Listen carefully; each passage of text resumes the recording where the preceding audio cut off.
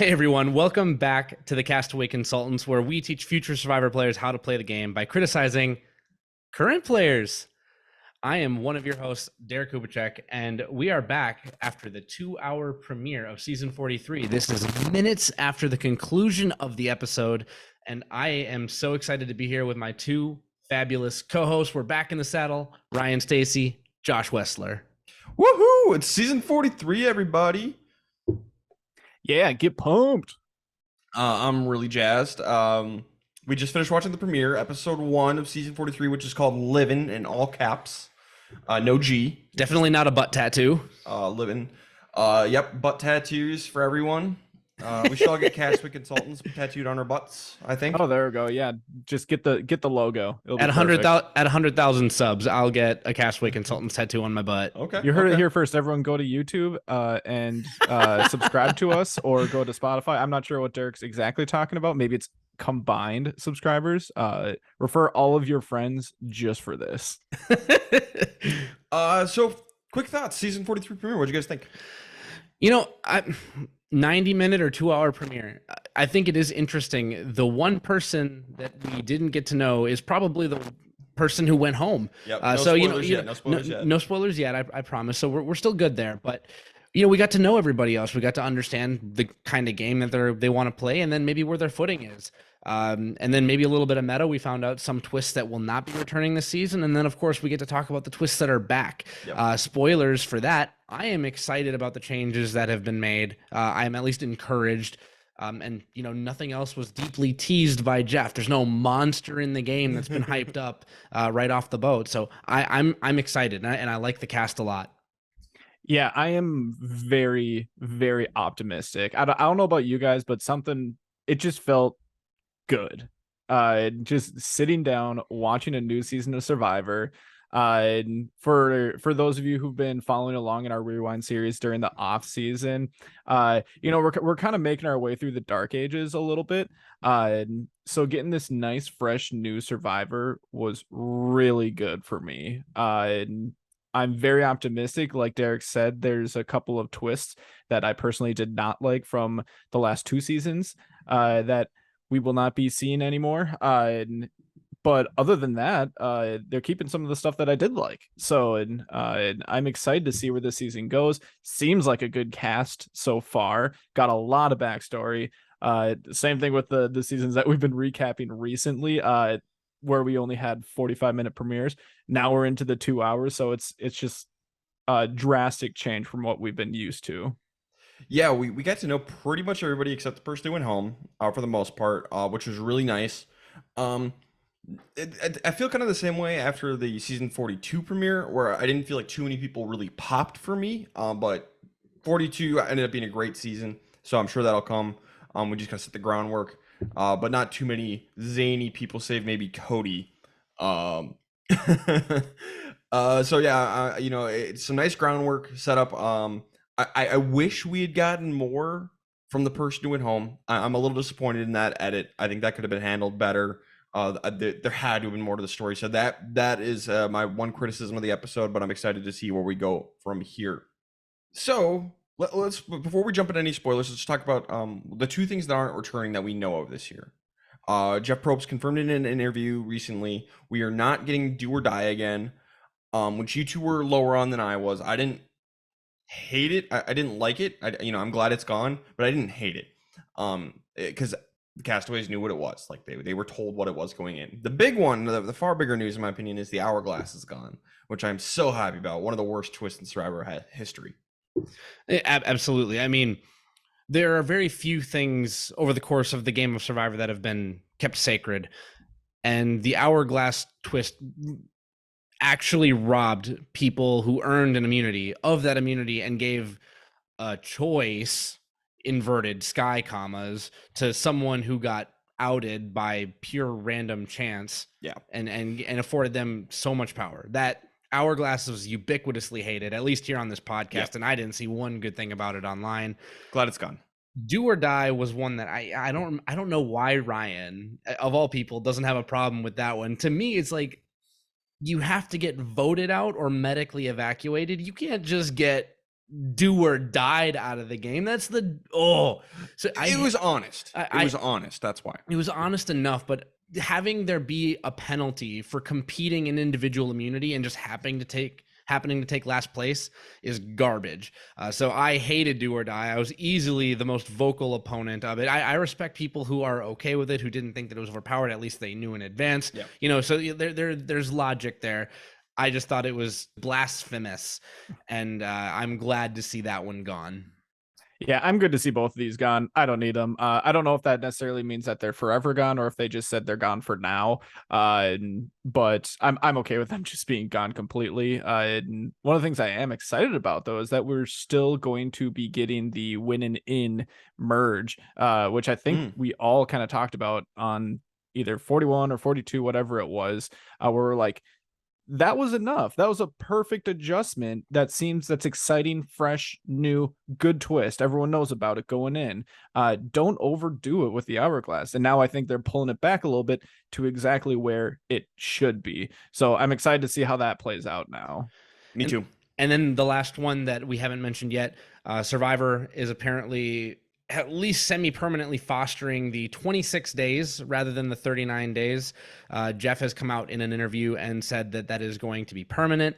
Jeff has gone back on his word before. I do think, given Jeff's age and obviously production costs and expenses, at least until Jeff is done as host of Survivor, we probably are going to be seeing this 26-day format. I don't love it. I don't hate it. I don't loathe it, but I do think that the game changes a little bit when you don't have those last 13 days where you're in your head with people that you don't necessarily like. I think it changes the game a lot, and I don't know if it's for the better. They're still doing COVID stuff this year, so I'm fine with it for this year, totally. And if the COVID stuff continues on, where that's an issue with quarantining and all the stuff, keep doing that for as long as you need to. Then I would like to return to the 39. So we'll see what happens there.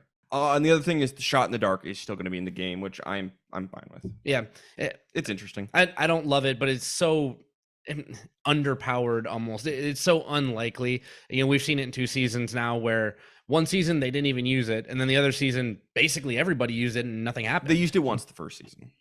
Sydney played it. They basically didn't use it, is what I'm saying. But I just want to see it hit. Never worked. But now we're in 43. Let's jump into this cast. There's 3 tribes. We're doing the same thing. 3 tribes, six people on each tribe. Yep. Derek looked up how to pronounce all these people's names.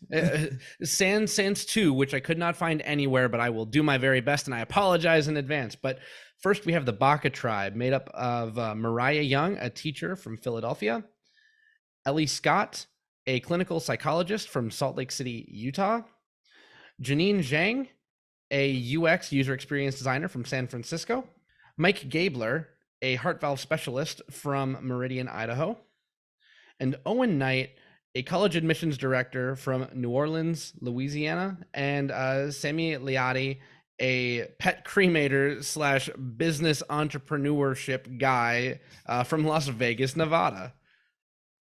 And that is the Yellow tribe. Yep. For those who have not learned the tribe names yet. And then on the Cocoa tribe, we have... Which is blue. Luvu. We have Cassidy Clark, a designer from Austin, Texas. Gio Bustamante, a project manager from Honolulu, Hawaii. One of our first 2 people from Hawaii ever to be on Survivor. James Jones, an event planner from Philadelphia. I did see one place on the internet that he might go by Jay. So Jay or James, I'm not quite sure yet. I hope his middle name's Earl. James Earl Jones. Carla Cruz Godoy, a project manager from Newark, Delaware, and Ryan Medrano, a warehouse associate from El Paso, Texas, and Lindsay Carmine, a pediatric nurse from Downingtown, Pennsylvania. On the Vessi tribe, we have Cody Azenmacher. He is an elevator salesman from Honolulu, Hawaii. He works for an elevator and escalator company. We have Dwight Moore, a graduate student from Collierville, Tennessee. We have Jesse Lopez, a political science PhD from Durham, North Carolina. We have Justine Brennan, a cybersecurity saleswoman from Mariana Del Rey, California. Marina Del Rey. Mariana. Well, clearly, I've got Boston Rob on Marinara. Marinara. I'm pretty sure you've been to Marina Del Rey, Derek. Come on. Neka Ajire, from a pharmacist from Weatherford, Texas. And Noel Lambert from a U.S. Paralympian from Manchester, New Hampshire. And that's our 18. And that's who we're sticking with. That's what we got. We're stuck with them. We're stuck with them. You guys ready to jump into this episode? Let's do it. Let's do it. All right. So the episode begins. We get the classic opening challenge, where the first team is going to get their camp supply. Second and third place are going to have to do the second challenge once they get to their camp to earn the camp supply. And Flint is included. So in the opening challenge, with a couple things I noted, Geo was kind of on the slow side for the Coco tribe, which put them behind a little bit.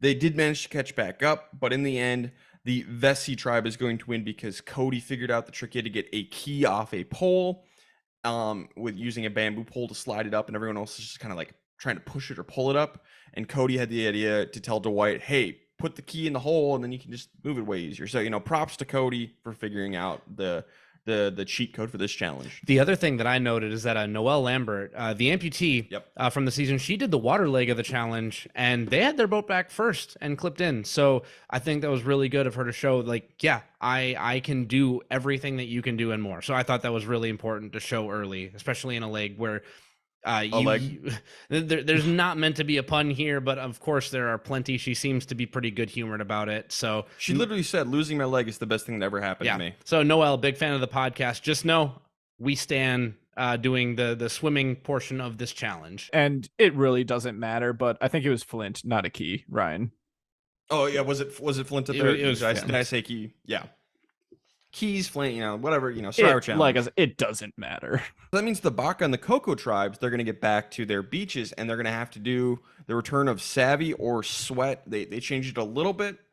Savvy, they are giving a 4-digit numbers made out of bone, and they have to move 2 bones, exactly 2 bones, and make the largest number they possibly can by only moving 2 bones, and they get 1 shot at it. Derek got pretty close to figuring it out. I called it out immediately. I said, you're going to have to pull 2 bones that make it more digits, as many digits as possible. They didn't really ever give us a good prolonged look at it. So I was like, oh, maybe they can just put a 1 at the beginning and get into the teens of thousands. And obviously they figured out a way to get over 500,000. But I was on the right track. So I'd like to think that I would have been an asset for my team. Yeah. I didn't realize you could make extra digits. So yeah, it's thinking outside the box like that. Did not click for me. No, I was not even close. I'm just like, I don't know, start with a 9, I guess, and go from there.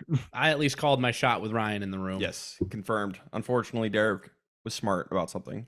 Yeah, at least once. It's about time. And the other option, and that is the one Baka is going to take, and they're going to end up solving it thanks mostly to Sammy, a little bit of an assist from Janine. Mm-hmm. I did love the conversation beforehand, or at least the confessional, where Owen's like, Sammy, I'm not digging.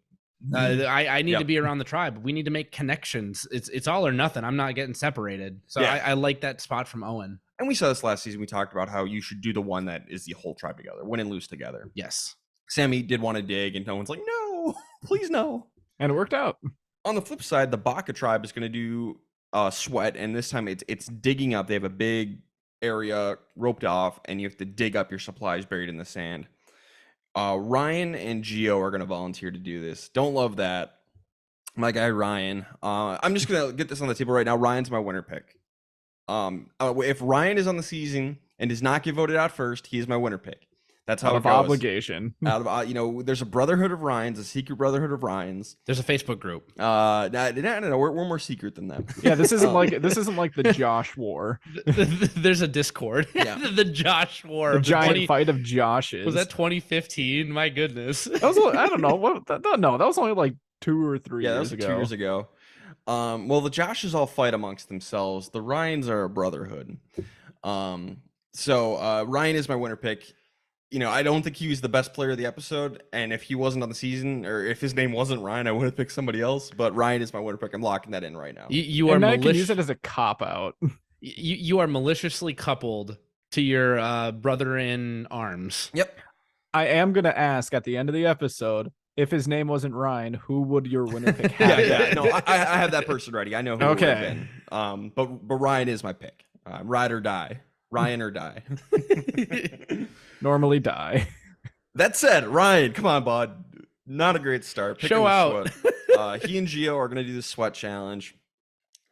They do it in 30 minutes. They were given 4 hours, and Ryan, they do an X-shaped grid to try and cover as much ground as possible, and they do it in 30 minutes. Yeah, they use battleship theory. It was a very good job. So good job for Ryan. I thought there was actually, I didn't know that it was just going to be one single bag that we're looking for. I thought there's going to be like, I don't know, like here's 4 items that you need to find under the sand. I'm like, ugh. Digging's hard, like dude. They would kind of suck. That would have been more interesting, though. Maybe don't bury them as deep, but bury them in different places, like a game of Battleship. Knowing that you only have to find one bag, I don't know. That doesn't sound too bad. Outside of like being separated from your tribe, it seems that's the a lot easier. Just always pick savvy. We talked about those last couple of seasons. There's gonna be a lot of that here where they're gonna slightly tweak stuff we've talked about quite a bit over the last 2 seasons. And we stand tweaks on this podcast. Tweaks are good. On the Vessi tribe, we have Noelle and Justine. The two of them bond. They're both younger women, so they get along really well. Cut to Cody, Jesse, and NECA. They're out in the woods like, boy, those 2 girls, I'm kind of scared of them. They're really close. Do not form an obvious duo. We've noticed since season 8, and clearly people still aren't getting it. And granted, like this is day 1 on the beach, and the game is moving really, really quickly, so you never know how these are going to break. Day 1 alliances. After the episode, Ryan and I were having a small argument about what's an alliance, what's not an alliance when you haven't actually voted yet. But these are things that people notice early in the game, and when you're looking for some reason to break your way and break away from someone else, these are things that can happen. We just recorded Survivor Rewinds for the season South Pacific and One World. Day 1 Alliance has destroyed those games. Yes. So yes, it does happen. So you have to watch for everything. Well, especially when you're split into teams of 6 here, you're gonna have at minimum a group of 4 that's going to get together and try to vote out 2, if not a majority, to vote out 1 single person. So don't get yourself stuck in a duo, because that's going to be the easiest thing to focus on. Yep. So Cody, Jesse, and NECA, they all form an alliance. Cody really puts the fear of God into them about Justine, because he's like, wow, salespeople, they're so dangerous. They're so charismatic and manipulative. Cody's a salesperson. I respect it. Hell yeah, I loved it. And not very often do we talk about specific occupations in Survivor, but if I remember right, salespeople do tend to do pretty well in Survivor on the whole. There is something to be said about constantly being in professional social situations where you may or may not have bargaining power. So I think there is something to be said about being scared of salespeople. But I would also watch for someone like Cody who's trying to say like, hey, we should segregate based on occupation. So be careful. Meanwhile, Justine, she does try to pull Jesse in with her and Noelle. So Jesse's kind of the swing vote. I don't know where Dwight is in all of this. But Jesse's the person on this tribe who's kind of in both alliances, so he can kind of go where he wants when and if they lose. On Baka, Owen kind of wants to start scheming right away. Nobody else is really into it, and they're going to talk about this because Baka is going to lose. They're going to go to tribal council, and they kind of talk about how there was almost no scheming and plotting over the first couple of days, and how they're kind of having some buyer's remorse on that now. And Owen was the first one to start, and I thought this was going to come back and bite him, and he might be the first boot. Nope, that's not seemingly what happened. Yeah, and just editology for a second. One thing that I enjoyed, it was all from Owen's perspective, where he was like, "Nobody wants to scheme with me," and I made a note. Either that means that cool, you're ahead of the game and it's going well, or you stink socially and nobody actually wants to scheme with you or align with you because you're annoying. We didn't get a single negative confessional from any of his tribe mates about Owen. And even when they were talking about voting Owen out eventually, no one had a bad thing to say about him. It was just, someone's got to go. To Ryan's point, I was absolutely expecting just like the supercut to end and just like, Owen told me the same thing. We should watch out for him. Yeah, I was really expecting that, but we didn't get it. What we do get is Ellie, Janine, and Mariah. The 3 of them bond over. Ellie tells a really sad story about how her sister died of a drug overdose, and it really pulls the 3 of them together, and they make a women's alliance, which will definitely last beyond the first episode. Absolutely. Just like One World. So many of these players said they wanted to play like Kim in their pre-game interviews, and I made videos on TikTok saying, you don't play like Kim. Nobody plays like Kim except Kim. Yeah. But we saw a couple women's alliances come together early in this game, and I was like, uh-oh. Yeah. There's the Kim. And the 3 of us all like, oh my God, I'm so scared. Can I wait a few seasons to play on Survivor? all men season of Survivor, so I don't have to worry about that. Pretty please. But all kidding aside, like, great, you found your common link. You're gonna come together, and hopefully you can run the game. At least you're keeping your options open, which of course we are proponents of. Like Kim. And I really do like how Coco addressed it too. Is they got one person in James who is completely fine with it. He's just I think it was Lindsay who proposed it to him. And is basically just like, oh yeah, I've got the girls. You okay with that? And he's like, yeah, I'm fine with that. Yep, because on Coco they form a women's alliance as well. Cassidy, Carla, and Lindsay. And James becomes their fourth, and he's like, yeah, cool. And I want to pause and talk about James a little bit, because I actually did some homework on these people, just on their pre-game interviews and stuff that was public right before the game started. James said that there were 2 players that he wanted to emulate. When he was approached, hey, do you want to be in this alliance? He did play like Sandra. Oh, okay. Sounds good to me. I love it. Roll with the punches. It's the Ghostbusters rule. Someone asks you if you want to be in an alliance, you say yes. So yeah, he wants to either play like Russell or like Sandra, and so far he's picking the better of the 2. So if he can stay on that track, that's awesome. I will see if he can pull it off. Back on Baca, Gabler, Mike Gabler, he goes by Gabler. Gabler and Ellie, they bond over their love of metal music. Mastodon. I'm not a metalhead, so I don't know these bands. Ellie doesn't know these bands either, because she's talking about her sister who's a huge metalhead, so she's like kind of like using her sister. So I was like, oh yeah, I definitely love them. Yeah, cool. We're definitely metalheads bonding together, and I did really like that for Ellie. Let's sing a song. I have a terrible time memorizing lyrics. I can't sing any songs with you.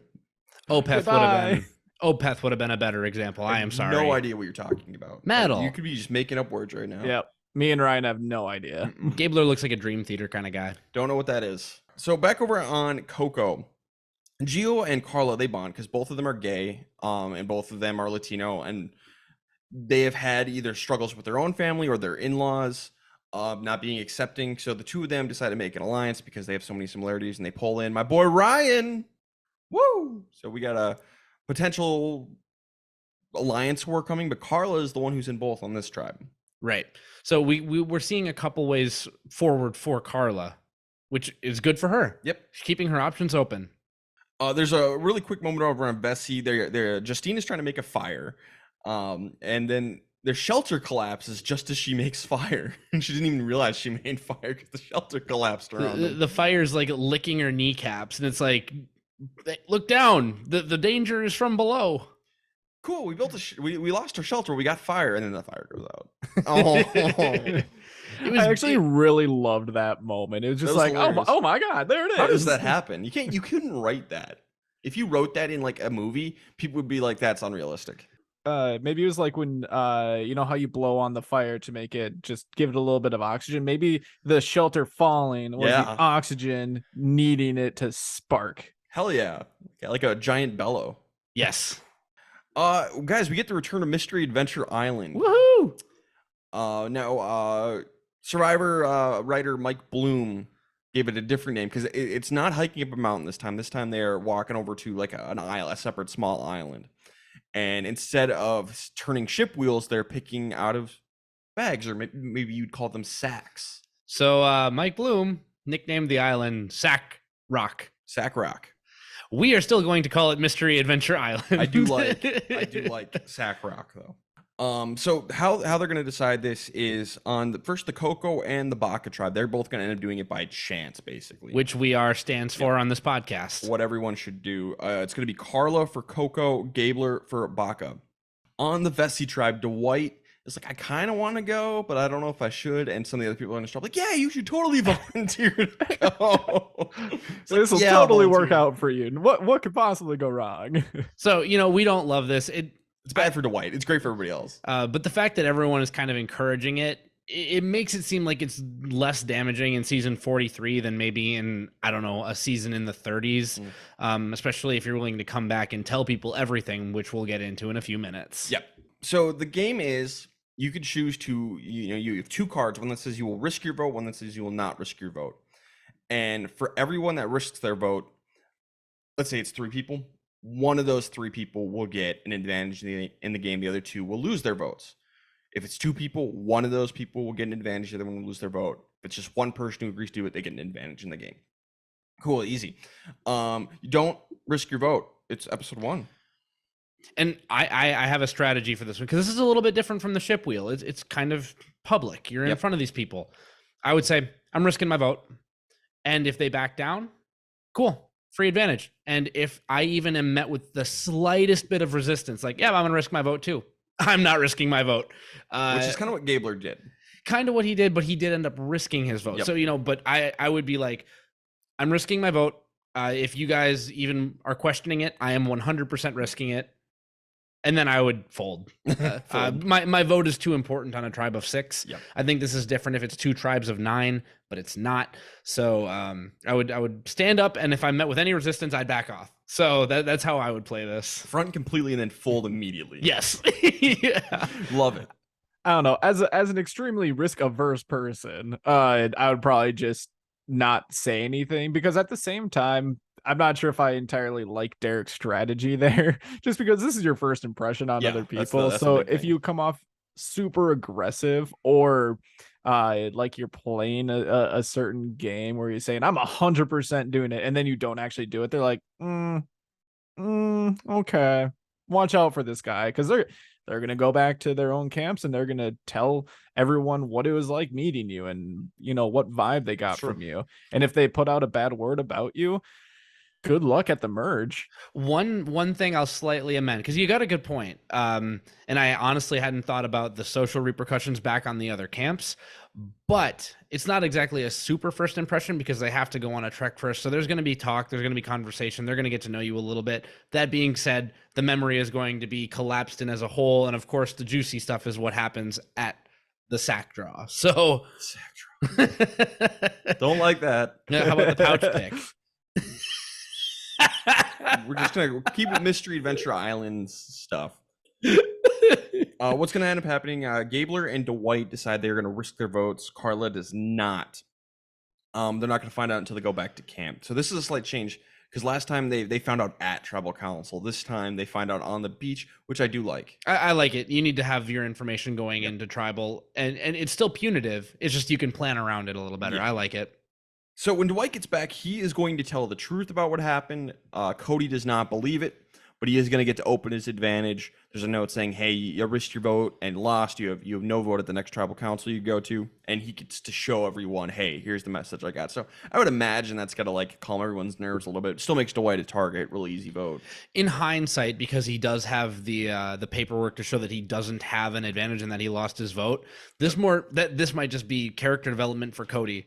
And the way that he's going to play the game, which he feels a little bit like the lit stick of dynamite.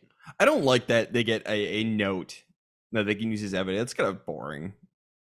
Make him scramble. Either give them the idol or give them nothing. And you open up their little coin purse. Is like, this thing is tiny. It was a locket, but like you open that thing and it's empty. Oops. And that's all you get. And here, I've got the tweak for you. Ready? On on Mystery Adventure Island, it'll say, if you have the advantage, you will get a metal coin. If you lose the advantage, if you lose your vote, you have a wooden token that you put in the voting urn that night, and then you get your vote back. That way, if you walk back to camp and you're like, I got a wooden token, it means that I don't have a vote. That doesn't mean anything. Yeah. Something like that. Make it better. It's a subtle thing rather than a note that explicitly says you don't have a vote. It's, no, you should know this, but they don't. Yep. Gabler is going to tell his old tribe everything as well. And then when he goes and opens his locket, and he get basically the advantages an idol you can use for 2 tribal councils. It's good for next 2. And he just like screams in joy. So they all know he got something good. So that was pretty funny. Very Tarzan-esque. Like, woo! And everyone kind of like cheers along with him like it's their idol too. It's like, okay, well, maybe if you were like entering a tribe swap or the merge or something, but this is only good for 2 tribals. I think Gabler handles this perfectly, especially because he was sent here by chance. And he's just honest, and he backs everything up, and then he uses idol like, hey, I got this idol for 2. Yeah, probably going to use it. It really just takes him off the table as a target, which we're going to see when they lose and go to tribal council, he wasn't even talked about because they're like, yeah, we can't target him. He's too risky. Yeah, and we're fans of the expiring idol as a twist addition in the game. One thing that's interesting, though, if you have an expiring idol in the game, I'm almost coming around on the fact that you should tell people about it. Yeah. Because then they know that if they just wait long enough, you're exposed again. It's not like they have to worry about you holding it all the way to Final 5. So whereas I usually say, hey, keep a frickin' secret every now and again, for Gabler, who, by the way, is the oldest member of this game, of this cast, I don't hate him being like, hey, look at that. You are stuck with me for at least 2 tribals unless you want to really risk it. I agree completely. So I think this was a good move for him to go public with this information. And I can't believe I'm saying that. I sign off on it. Yeah, it's just like it's a temporary risk. You're not going to touch it because you know you'll have a chance later, but then you might forget about him. Yeah. I love it. I think it's great. Completely agree.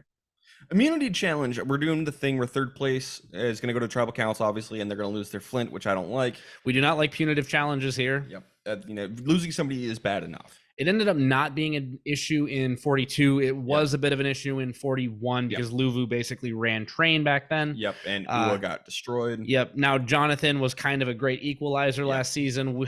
I don't think we have a Jonathan this season. The closest we have is Sammy, and he is certainly fallible. Sammy is 19 years old, which we haven't really talked about yet. He's going to tell everyone he's 22, but he is 19. So, the Baka tribe, it's going to be bad for them. It's going to be bad. Janine is going to get stuck going underneath a log early on, which slows them way down. Eventually, at the very end of the challenge, they're going to do what they did in Heroes, Healers, Hustlers. There's 3 table mazes to choose from. You have to navigate your ball through it. Each of them are different. If you get the first, you get first pick, and then each of the other tribes gets to pick what's left. And then the third tribe there gets no choice, which is whatever's left over.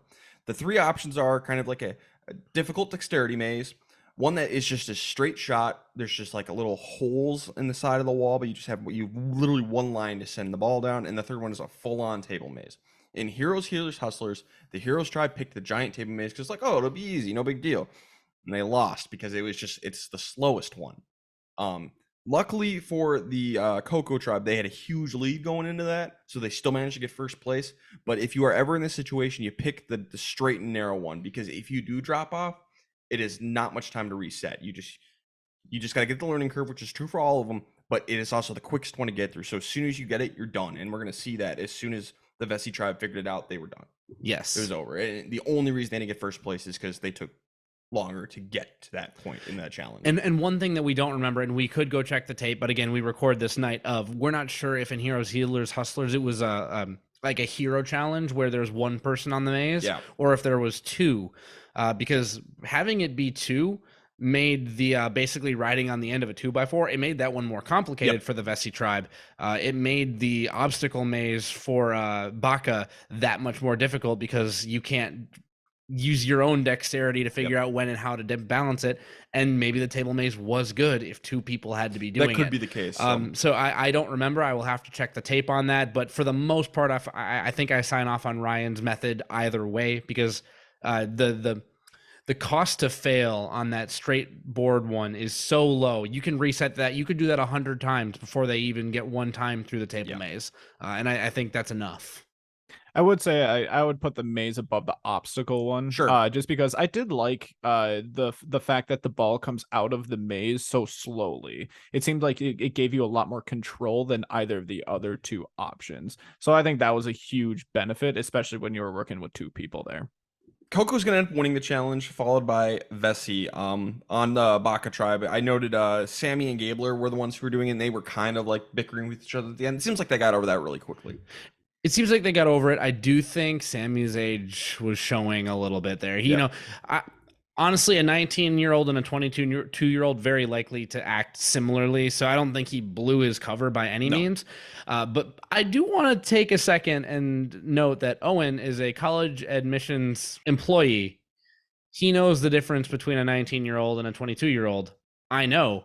I worked in university, and I know the difference between a 19-year-old and a 22-year-old. I lived it every single day. You can see the freshmen.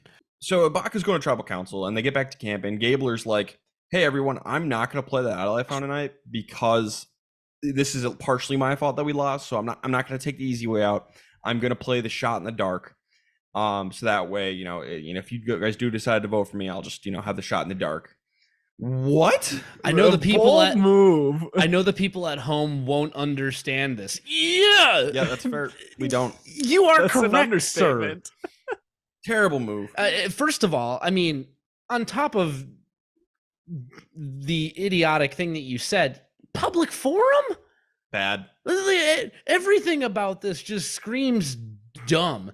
This reminded this wasn't me even a play. Like, this wasn't even like done in the intent of like saying like, no, just kidding, I'm gonna play my idol, like in confessional. No, he was serious about this. Ellie's gonna pull him aside, be like, yo, we need your vote. And he's like, okay, fine, I won't play shot in the dark. Cool, good. We got rid of that. And then she's like, easy to convince. Like, like noted for the future. He is very easy to convince of something. I'm a clinical psychologist. I can convince people to do things. I have experience. Don't do it.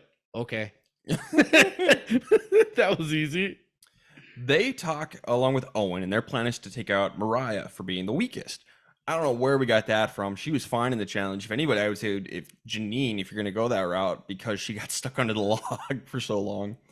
I don't know why they got Mariah. Their sights on her. I have no idea. It's got to be reading between the lines or something like that. Yeah. Like maybe she didn't have the greatest work ethic around camp. And maybe there were things in the challenge that we didn't see. Maybe it was stuff that happened in the first challenge that we didn't see. But either way, we just have to trust the edit on this. Yeah, we do, because it's going to be 5 votes for her. Yeah. She's going home. It's going to be unanimous. We missed something. There was something we were not shown. I don't know what it was, but we did not get the whole story here, I feel like. Yeah, I don't really remember seeing a whole lot as far as like weaknesses or anything. I think that is also kind of important to point out the fact that she's a Black woman, which has historically been an issue on Survivor with as far as like first boots are going early in the game. Not saying that there's necessarily anything going on there, but it's been a thing in the past. There are other people of color on her tribe, none of whom are Black. So might that be a factor? Maybe not. Maybe subconsciously, maybe not. And hard to say. And one thing I'll add into it, because I mean, I don't want to discount race at all. We certainly never do on this podcast. We never try to. We always try to acknowledge that we're just 3 white guys trying to talk about things that we can't fully understand. But we're also coming off of season 42, where a certain gregarious Black woman won. I'm not saying that because they're both Black women, they're the same. I'm saying that in her pregame bio, Mariah said that she hates negative Nancys and pessimistic people, and she's super loud and super happy and go lucky and one of the most positive people you'll ever meet in your life. Sound familiar? I only know 2 people on Survivor who that remind me of, Kat and Marianne. And they all saw 41 and 42. So like, another thing to note though with that is 41. You mentioned it. We had the camp out alliance, that the failed all Black alliance that fell apart. That probably still resonated with some people. Like, even subconsciously on Big Brother this season. I haven't really been watching, but I've been, I follow Big Brother on Twitter. That was a huge thing that happened on Big Brother. Is I think there's a guy, Kyle, who's trying to get everyone to turn on the minorities or something like that. I don't know the full thing. Or was trying to create an all-white alliance or something like that. Something like that. We do not watch Big Brother on this podcast, so. But it was a big controversy. I know that. They were saying like, stop protecting Kyle, like hashtag air it out or something like that. Yeah. So this is still in people's heads. So I don't know if it had anything to do with the Mariah vote, but we weren't shown everything with this vote. Is all I'm saying. This is still us feeling our way through a more diverse cast in general. So one thing that at least lends itself to the game of Survivor is that there's not just one Black person or one minority to vote out. And I'm like, I'm not saying that we solved racism here, guys. I will never say that. That's not what we're doing here. So it's a good point to bring up, Josh. And the only reason I brought it up is because we had nothing else to go off of. Yeah. So. And almost no edit from her either. Nothing. She had the least amount of screen time of everybody. Which tonight. Which was a shame. Yep. She's a teacher in was it Philadelphia, I believe? She had rainbow hair. It was cool as hell. Yeah, that's a story I want to know. I loved her weave. Love the weave. Meanwhile, Sammy and Mariah, they want to take out Owen. And especially for Mariah, she wants to keep the women's alliance strong, which is kind of where I thought I was going. Okay, the women are going to stick together. I can't go after Gabler because he's got the idol or Shot in the Dark or whatever the heck he's doing. He's too dangerous to go after. So that leaves Owen and Sammy. So yeah, I was Owen makes sense from Mariah's perspective. She's closer to Sammy, and it really comes down to Janine and Ellie. Janine is kind of like, yeah, maybe we should keep the women together, and Ellie is going to be the one who's the driving force here. Is like, I get that, but we also have to keep the tribe strong. So we're going to go to tribal council, and it's going to be 5 votes for Mariah, 1 vote for Owen. I gotta say, I was really surprised. I thought the women would stick together and pick one of the 2 guys. I thought Owen was going to go out here. And for me, I thought the right move was probably Sammy, because it seemed like Ellie and Janine were closer to Owen, and Mariah was closer to Sammy. That's 2-1. I just figured like the women would stick together. Can't go after Gabler. Who is the guy we are closer to? Owen. So Sammy goes. So I thought Sammy would probably be the right move here if the women want to stick together, which I do think they should have. If you're going to go that route, you got to protect each other. Doing what they did, they could be the next 2 out very easily. It depends on how you feel it's going to break. I said that I don't hate the move to keep the tribe strong. There are 3 tribes right now, and 2 of them win immunity. That means by remaining competitive, you're giving yourself a 66% chance to not go to the next tribal council. And, maybe you make it to a swap, maybe you make it to a merge that way. So for a first vote, I don't mind keeping the tribe strong, especially if you feel like you have a good social connection with Gabler, Owen, and Sammy. And it was a unanimous vote, and we didn't get too much of a fight. So I'm gonna trust the players on this one, but you're absolutely right. For Ellie and Janine, this does close the door on like a women's supermajority on their small tribe of 6. But that being said, I mean, they seemed to get along really well with Owen, and Gabler is someone that they can just talk to. And then obviously Sammy seems to be the powerhouse physically on the tribe, and he's no slouch for brains either. He started the fire. He basically solved the puzzle for him. So if it's about challenge performance, you can't get rid of Sammy now. But socially speaking, I agree with you, Ryan. I'm surprised we did not get more talk about Sammy. I'm honestly shocked. I think that's just because he's integrated himself so well in the tribe. Like, and maybe it is a social thing. Maybe it's because he had so many contributions to the tribe so far, just within the first episode alone, that they didn't even talk about him. I was a little bit surprised, but ultimately I thought that this was a perfectly fine move. I did see a lot of people, at least on Twitter, that were upset about the fact that they didn't go for Gabler here. Just because, he has an idol. It doesn't seem like he's going to play it. And he doesn't, I don't know. He kind of seems like the odd one out. I think it's too risky personally, to try to go for him.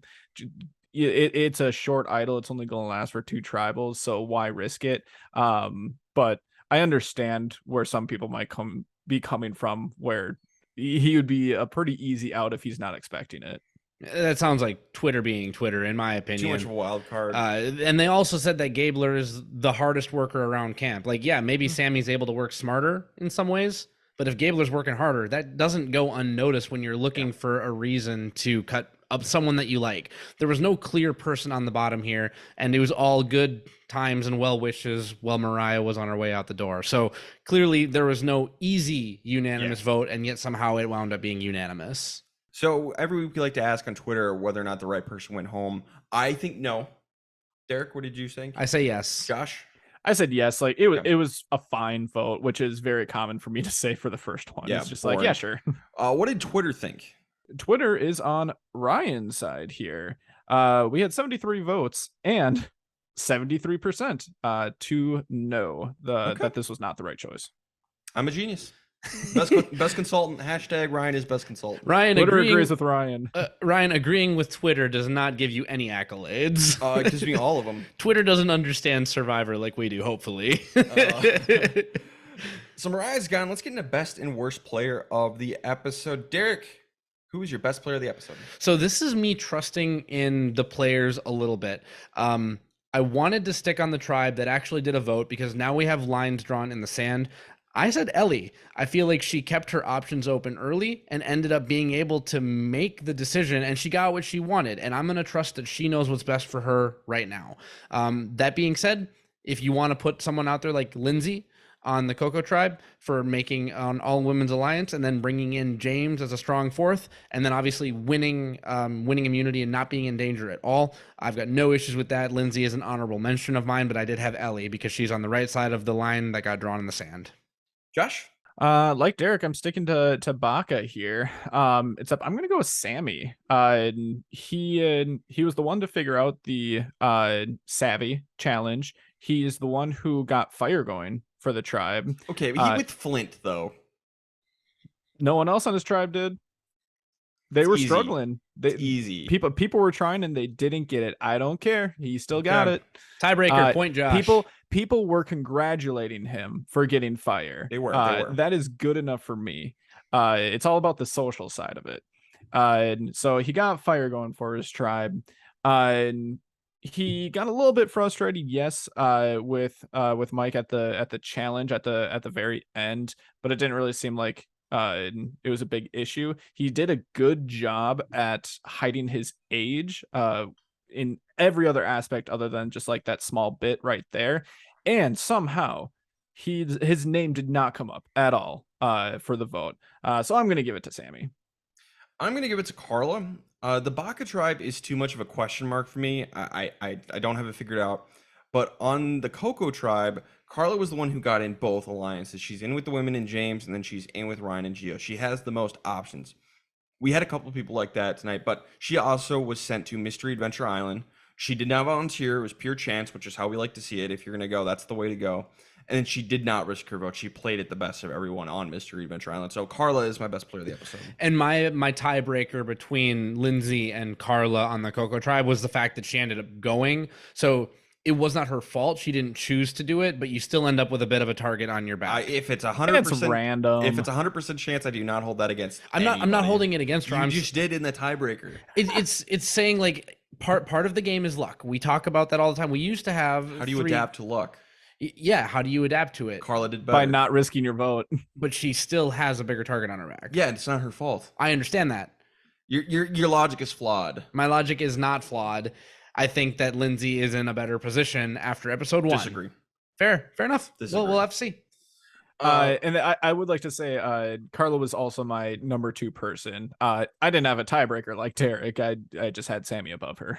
Sure. How about worst player? Josh, you got for worst player? I bounced around on this one. Ultimately, I think I'm gonna give it to Gabler here. I just feel like he's on the outside of his tribe. I think it's almost completely social. And I also did not like the fact that he risked his vote. Yeah, everyone knows about his idol. That's actually not that big of a deal. I have no idea what he was trying to do with his play for do or die, basically. He was very easily convinced out of his original plan after having that in an open forum. I don't know. It seems like if he didn't have an idol, he'd be the one going. So going with him. I can see that.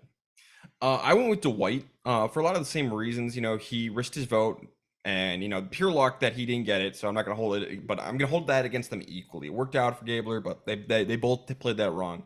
Here's the thing: the difference is Dwight volunteered to go. He's slightly manipulated into it, which pushes him up above Gabler. Gabler at least handled getting the idol well and is using it as a weapon/shield, which I do like. He was a very inconsistent player, but Dwight, I don't like. It was basically the worst of all worlds for Dwight. He volunteered and he didn't even get a benefit out of it, and shouldn't have risked his vote. So Dwight is my worst player of the episode. Yeah, mine was also Dwight, and my big thing is he volunteered to go, and that's. I don't want to call it age, but I'm going to call it naivety. Yep. And then he was manipulated into going, and now he's got at least Cody, who's spreading doubt about him, and you can only do so much to curb that. I mean, yeah, he had the paperwork to show that he doesn't have an advantage, but you don't know what else happened out there. He's also the only one who didn't get into an alliance on that tribe. Yeah, on screen. Like a soft alliance, soft episode 1 alliance, absolutely. That's not to say that, Gabler, I think he had the second worst move of the episode in going open forum, but that got corrected so quickly, and his social game actually did a lot for him by being a hard worker, and he did connect with Ellie over Metalhead. So that's good stuff. It was enough to rise him above Dwight. So I agree with Ryan. I'm not changing my mind. Well, Luza, Let's get into a segment I really like. Who is going next? We'll each start off for a tribe and give us our thoughts. I'll go first this time. I'll start us off with the Baka tribe.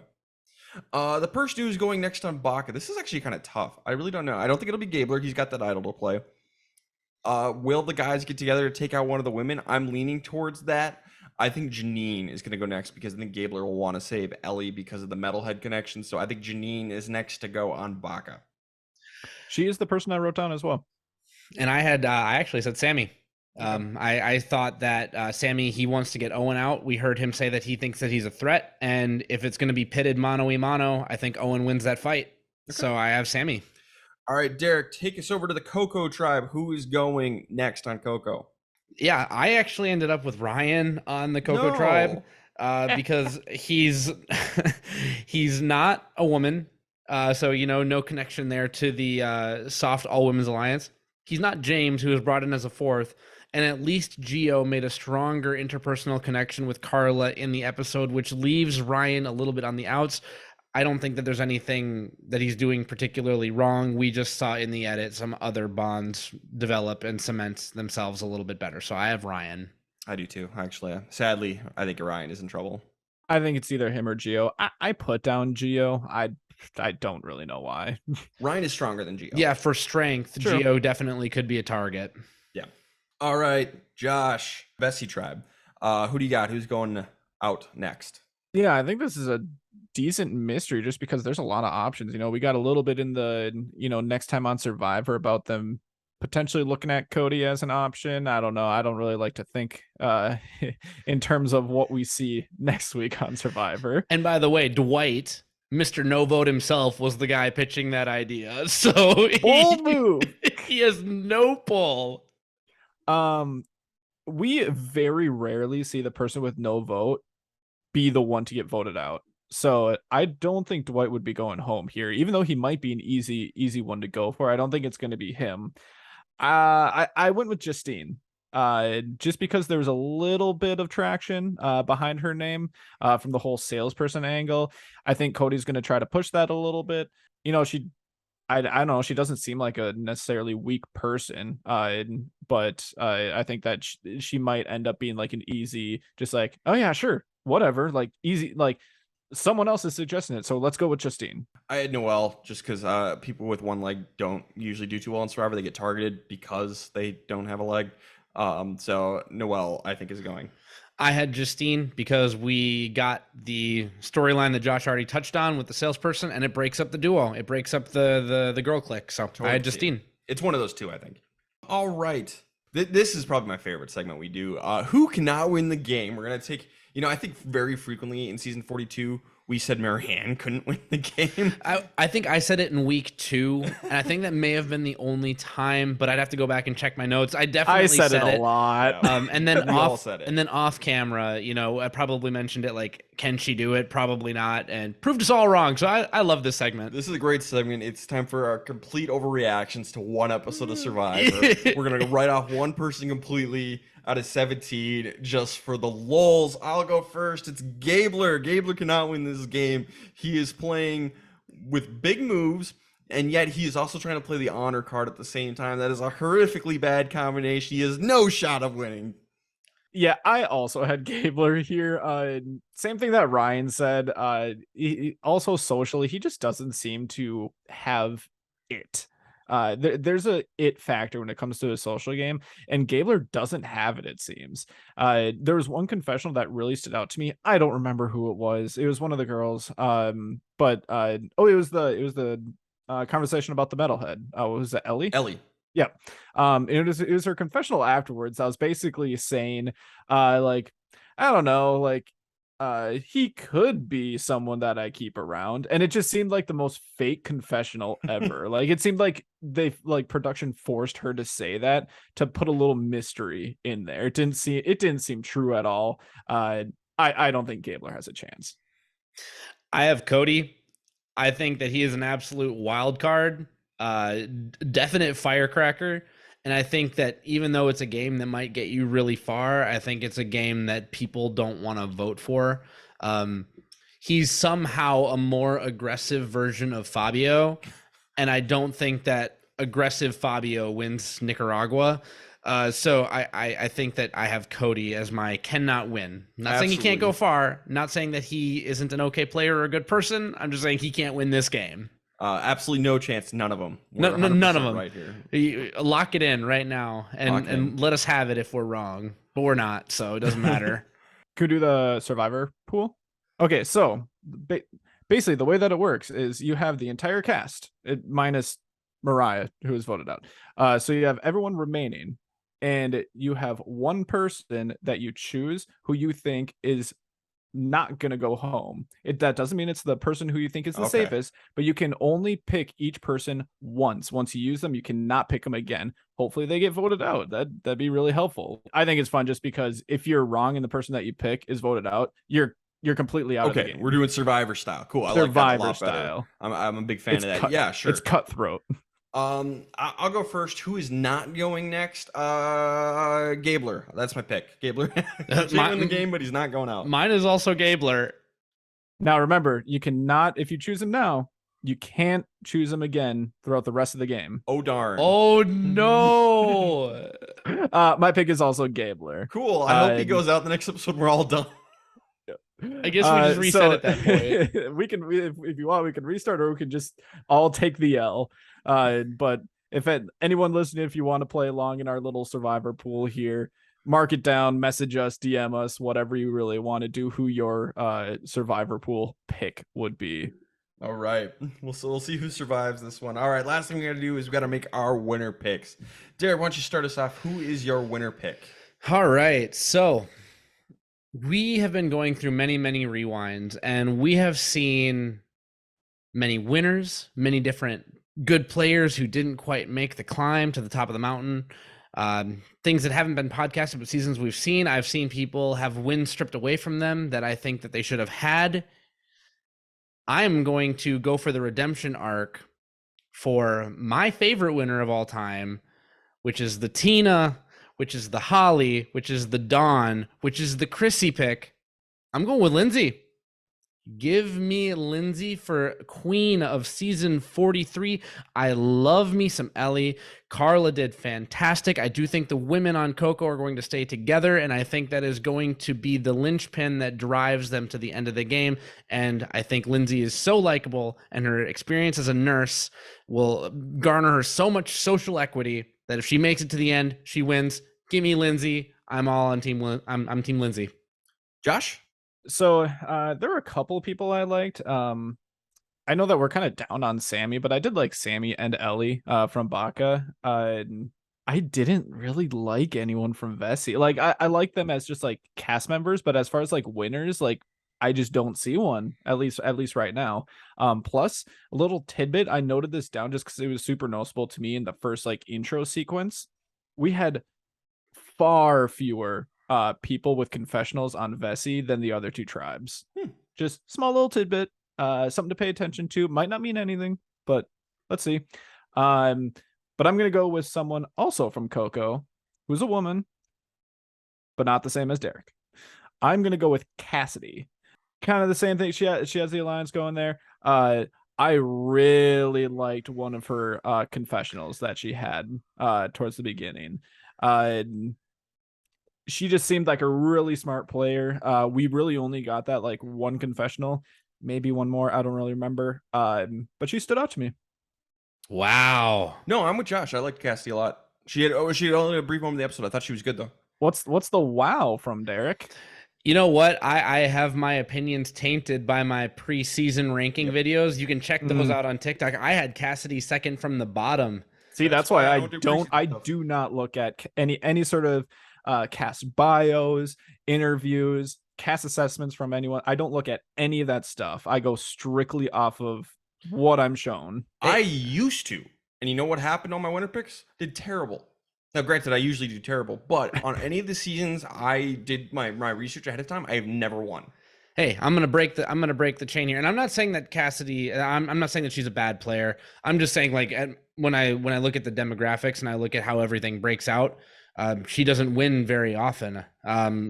So neither does Marianne. You're absolutely right. And I also said in those videos, I can't wait to be proven so wrong. But I didn't feel like I saw almost anything from Cassidy this episode. So it was a little bit, but I liked it. It was a little bit. It could be a little bit of a camouflage edit for episode 1. Well, Ryan's my winner pick. Locked in. 100%. Ryan Medrano. Congratulations. But if Ryan was named Brian, I would not have picked him. I probably would have gone with Ellie. I really liked Ellie a lot in this episode. I think both of you guys have strong picks. I think there's a lot of strong picks, particularly from the women this season. I didn't really like any of the guys. Jesse was good. Despite getting a vote, I really liked Owen. Jesse was okay, but yeah, I wasn't very high on any of the guys this season. But the girls are all pretty strong. I'm worried about Justine and Noelle, but I think all the other women I really like. So I would have gone with Ellie, but Ryan is my winner pick that I'm locking in. Yeah, I think like my top 3 were all women.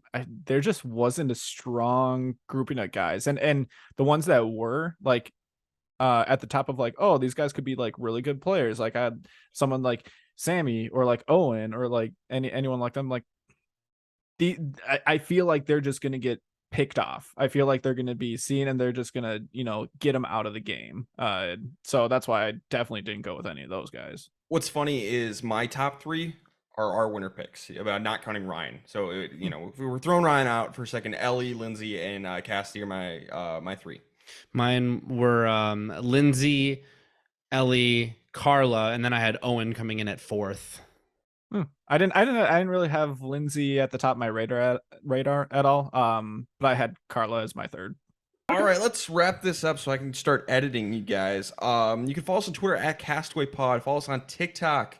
Is that just Castaway Consultants? Yep, at Castaway Consultants. And Instagram. So follow us on all this stuff. We have a website you can check out. We got the link to that on our Twitter.